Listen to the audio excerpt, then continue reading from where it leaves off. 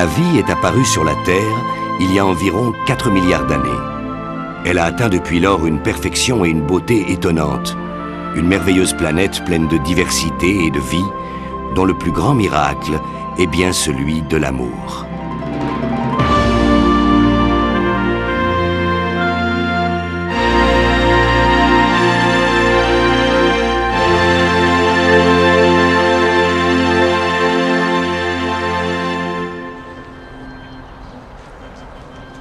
C'est souvent ainsi que cela commence. Deux personnes décident de partager leur vie dans l'espoir de construire une famille. Et l'une des plus belles aventures de l'existence, c'est bien quand deux personnes deviennent trois. Depuis des millions d'années, les gènes humains sont transmis d'une génération à l'autre. Chez l'homme, le transport de ces gènes est assuré par les spermatozoïdes. Il s'en crée 100 millions par jour, un nombre incroyable qui correspond à 1000 nouveaux spermatozoïdes par seconde. Et ce qui est fantastique, c'est que chacun possède un code génétique différent.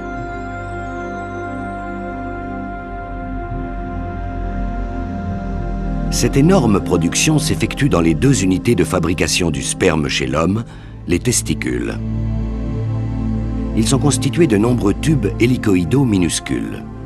La longueur totale de ces tubes peut atteindre 800 mètres dans chacun des testicules.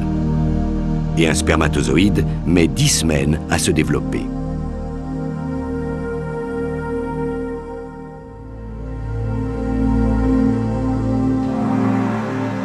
Voici l'intérieur de l'un de ces tubes dans lequel se trouve la chaîne de montage des spermatozoïdes.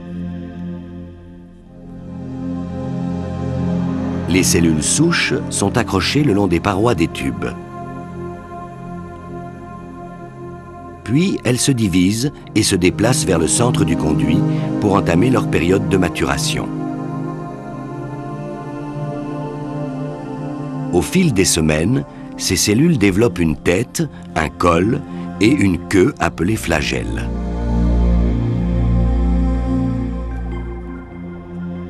Une fois constitué, le spermatozoïde est alors devenu un messager qui doit livrer un colis très spécial renfermant les gènes de l'homme. Pour réussir, le spermatozoïde, qui contient une moitié des chromosomes, doit toutefois d'abord rencontrer l'ovule de la femme qui renferme l'autre moitié et s'unir avec lui. Mais l'espérance de vie d'un spermatozoïde n'est cependant que de 5 jours au maximum.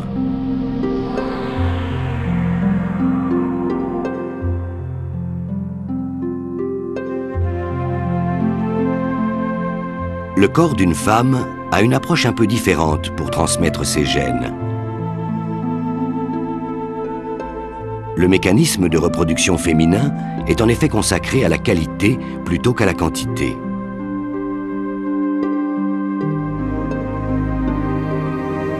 Au moment de sa naissance, les 2 ovaires d'une femme contiennent 1 million d'ovules immatures, dont 400 000 seulement existeront encore au moment de la puberté.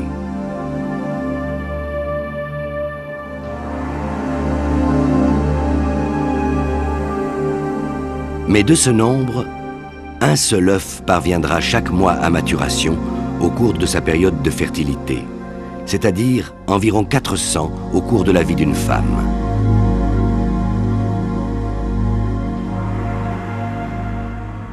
On voit ici l'ovaire à gauche, avec les franges des trompes de Fallope à droite. Lorsqu'il est prêt, le follicule se déplace vers le bord de l'ovaire, où il va se remplir de liquide, la pression augmente, et c'est la rupture. Entouré d'une énorme quantité de cellules produisant des hormones, l'ovule est alors expulsé de l'ovaire. Un drame tranquille de la nature, mais beaucoup de femmes perçoivent le moment exact où se produit l'ovulation.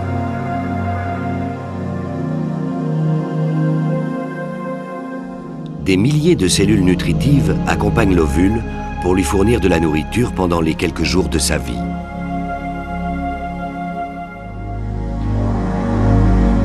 L'ovule, qui se trouve ici en bas à gauche, n'est pas plus gros que la pointe d'une aiguille.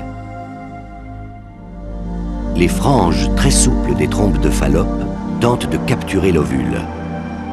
Et celui-ci disparaît alors dans la trompe en compagnie des cellules nutritives pour entamer son voyage vers l'utérus.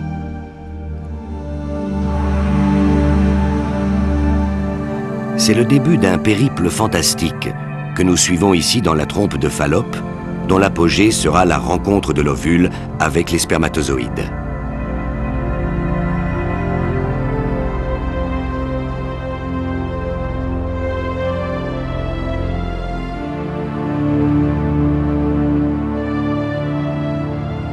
En réalité, le voyage dure un peu plus de 4 jours, même si les trompes ne mesurent que 15 cm.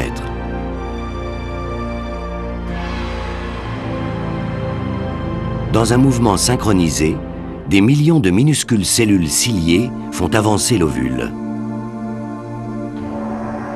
Un ovule minuscule qui contient pourtant tout ce qu'il faut pour créer une nouvelle vie. Tout, sauf ce que va lui apporter le sperme, ce colis contenant le patrimoine génétique de l'homme et son ADN. Mais le temps presse, l'œuf doit être fertilisé moins de 24 heures après l'ovulation, sinon il va mourir.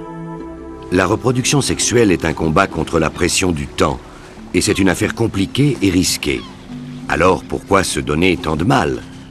D'abord, vous devez trouver quelqu'un que vous aimez bien et qui vous aime bien. Et même si vous découvrez la perle, vous ne pourrez transmettre à vos enfants que la moitié de vos gènes.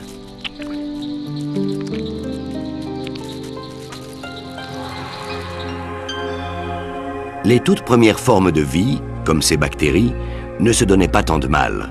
Elles se reproduisaient sans sexe, tout simplement en se clonant.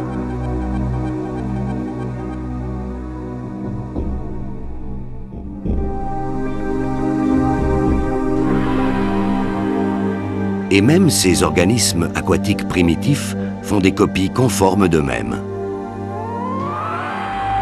Voilà le processus de la division. Une cellule se scinde en 2 parties et chacune comporte ensuite exactement le même patrimoine génétique.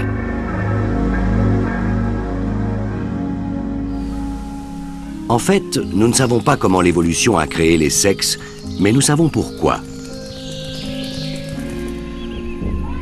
La reproduction sexuelle assure les diversités indispensables dans les espèces et un taux de survie correct. Voilà pourquoi elle s'est tellement propagée.